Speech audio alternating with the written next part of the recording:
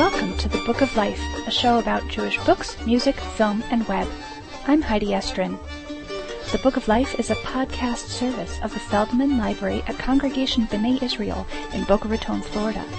Additional support comes from the Association of Jewish Libraries. Judy Blundell has written over 100 books under various pen names, but she won the National Book Award with her first book in her own name. The book is called What I Saw and How I Lied, and it's a noir-inspired mystery and coming-of-age story set in post-World War II Palm Beach, Florida. Like real life, the story is complex, multi-layered, and not easy to sum up. But just to give you an idea, it's the story of Evie Spooner, whose stepfather Joe has returned from the war and whisks Evie and her mother off on a spur-of-the-moment vacation to Florida. Their vacation is shadowed by a mysterious and handsome stranger who knew Joe in the Army. Bit by bit, Evie starts to uncover the dark connections between the adults in her life. I spoke to Judy Blundell by phone at her home in Katonah, New York.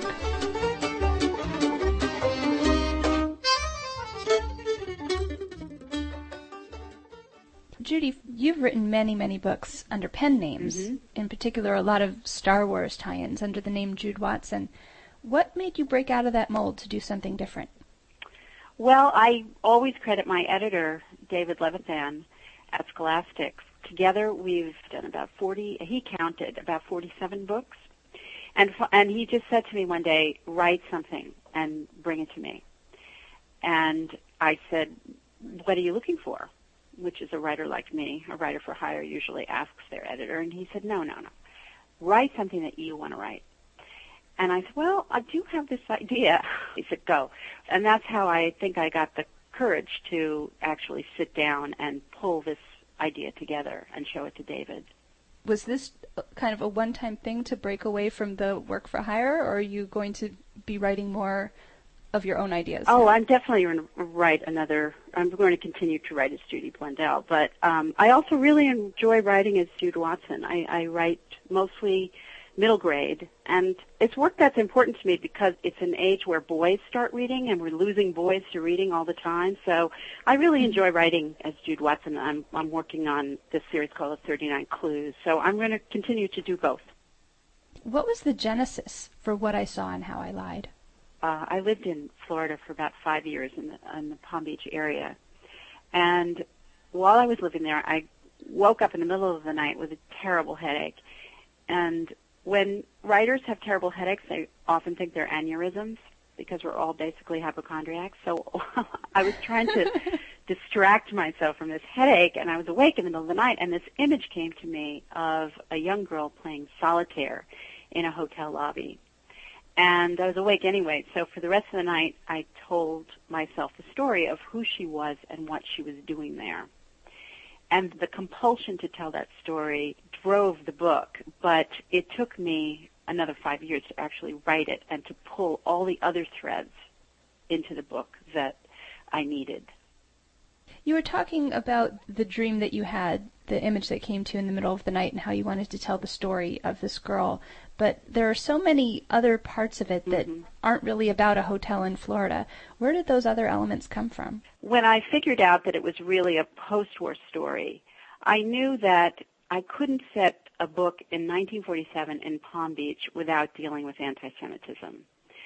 I just knew it had to be there in some fashion, but it wasn't until I really started thinking about this mysterious couple, the Graysons, who also had a secret, that I realized that this would be the perfect secret to have that would also tie into the fact that Evie's father had been involved in the gold train in Austria, because as soon as I read the story of the gold train, that clicked it for me. I knew exactly that that was going to be the fulcrum of his secret, because it's such an unbelievable story. I think the amount of rationalization that people can have about stealing something from dead people is immense. And so these two soldiers got together and thought, well, here's a warehouse full of stuff. Nobody's going to miss it. Back up and talk a little about the gold train for anybody who isn't aware of that story. It happened in Hungary very near the end of the war when the Jews were rounded up and had to give over all their property. It was all loaded onto this train, and it just took off. And the war was ending. So in the process of the war ending, the train just kept going all the way through Europe until it finally, post-war, ended up in Salzburg.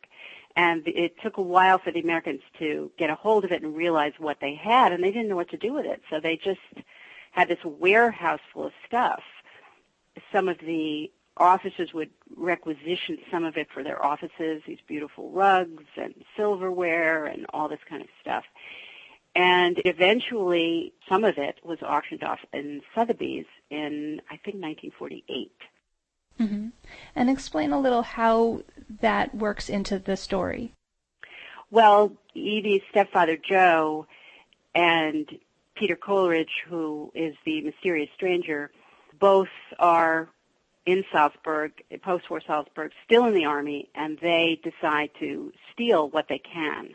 Some gold dust was actually stolen and was never traced. So I just had, and this is definitely a spoiler if you read this book, but I just had some of my characters actually successfully steal. And, you know, one of the GIs goes back to the States and uses it to start a business and spends most of the money, so the other GI comes after him. Why was anti-Semitism a theme that you wanted to explore, or did it just evolve out of the way the story was coming together? My husband was a curator at the Norton Museum of Art, and I spent a lot of time in Palm Beach. And there's one specific thing that really stuck in my head, and I'm not going to name names, but I was reading an article about one of those old-name Palm Beach, I guess you would call her a dowager. She was older, and it was a profile piece about her in the shiny sheet. She told a story, I guess it was back in the 60s, that her son brought a friend home from college, and they played tennis at one of the clubs in Palm Beach, and then had lunch afterwards. And the manager of the club called her and said, and I'm sure in a sort of smarmy, euphemistic way, I'm sorry, madam, but your son brought someone inappropriate. You know, he had brought someone Jewish, and he had eaten in the club, in the Everglades Club. And she said that she dressed him down and said, well, he's a guest of mine, and I'm a member of the club, and therefore any guest of mine should be welcome at the club. And it was a very self-congratulatory tone, which the journalist took as well, about how progressive she was. And I was reading this in a complete state. I was so incredulous. I was thinking to myself, you belong to a restricted club. You pay dues to a restricted club. And she's congratulating herself. And the reporter isn't calling her on it. And the whole piece, it made such a huge impression on me because I thought that is the amount of disconnect. This is the part of anti-Semitism that is all, it's not the systemic part, which is horrible and horrifying. This is the part that is horrifying to me because it's so insidious. It's that disconnect. And so that was something I wanted to be in this book as well, that Evie makes that connection. She makes that connection. Boom. In the beginning of the book, her best friend does this very casual but kind of cruel action to another girl from the neighborhood who's Jewish. And she doesn't make that connection until much later in the book. I was going to ask you about that. How does Evie's own attitude about prejudice mature during the story? Well, very few people think of themselves as prejudiced and don't see the prejudices that they grow up with that swirls around them in the world that they live in. And Evie is definitely that way. She grows up Catholic in Queens, and I don't think she really thought about the war in terms of that. You know, when she says, we knew about the camps, but we didn't want to think about it. We wanted to start over. You know, everybody wanted a new car and a new radio, and we were tired of thinking about terrible things. And so her evolution through the book is she's got to turn around and face horrible things. And some of those horrible things are people who are very close to her who aren't telling her the truth. That's why it's a coming-of-age story within the framework of this kind of suspense film noir atmosphere. The book has very often been compared to a film noir movie, and I was wondering if that was intentional. It wasn't intentional in the very beginning, but just naturally the mood of 1947.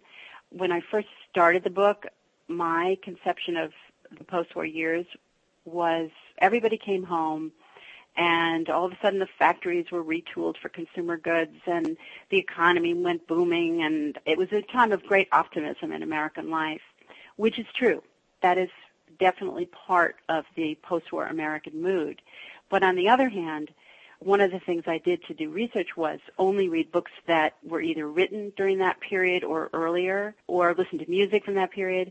And there's this great strain of anxiety and sometimes even despair in the books written around that period. And I'm thinking of writers like James Jones, who wrote Some Came Running, which takes place post-war America, or more famously, Gentleman's Agreement. So once I started thinking about that post-war mood, and then I sort of looked at my plot and I thought, oh my gosh, look what I have. I've got a blonde and a off-season hotel and these mysterious people, and I thought it really has the trappings of a film noir. And wouldn't it be interesting to put, instead of, Sam Spade or some hard-boiled detective, to put a 15-year-old girl in the middle of that and have her try to make sense of what's going on around her. I don't really work while I listen to music. Like, I find that distracting. But for this book, I did. And listening to the music from the 40s really gives you a flavor of the times and how romantic it was, too. And another thing I did was, my mother is in her 80s, and I asked her to teach me the Lindy. And it never made it into the book, but I just, I put on some Glenn Miller or something. And she started teaching me the steps. And, I'm not a good dancer, but the Lindy isn't hard to learn. But I noticed as she was teaching it to me that we moved completely differently. Just the way she moved her hips and her knees and her legs. I saw the 40s. I saw 40s in just the way she did the Lindy. And I could not reproduce that. And I thought that was really interesting because it made me really think about how each time has its own rhythm. And that, to me, translated into also how people spoke and the rhythm of how they spoke. And that's when film really helps, and reading literature contemporary to the time really helped. And it was really important to me to get that as right as I possibly could. A couple of people have said that I didn't make any major mistakes, so that makes me happy. I've noticed when watching old movies that people just talked differently, like not just vocabulary, but the way their voices were.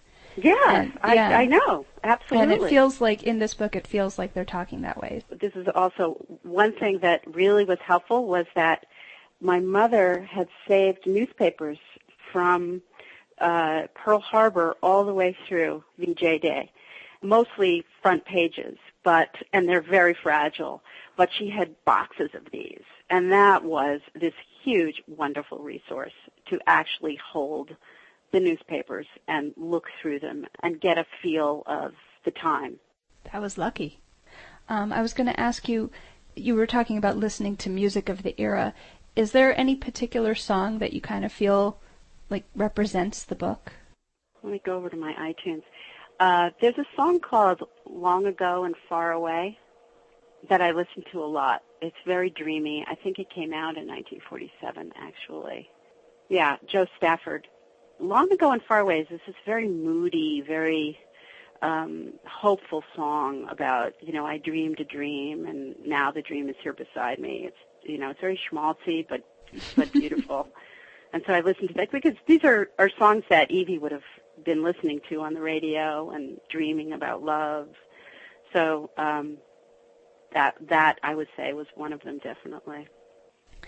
Judy Blundell, congratulations on your National Book Award, and thanks so much for speaking with us. Oh, it was such a pleasure. Thank you, Heidi.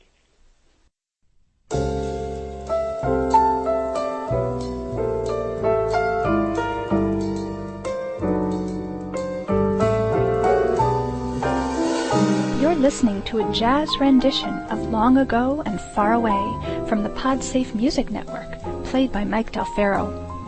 Hear the version that inspired author Judy Blundell, sung by Joe Stafford, at bookoflifepodcast.com, where you can also watch a film clip from CoverGirl with Rita Hayworth and Gene Kelly, in which the song first made its debut.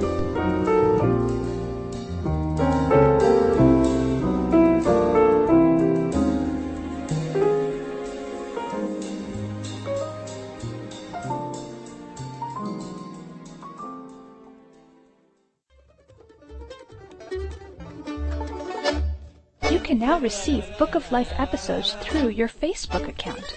Look for the Book of Life at networkedblogs.com and click follow, or click on the Facebook widget at bookoflifepodcast.com.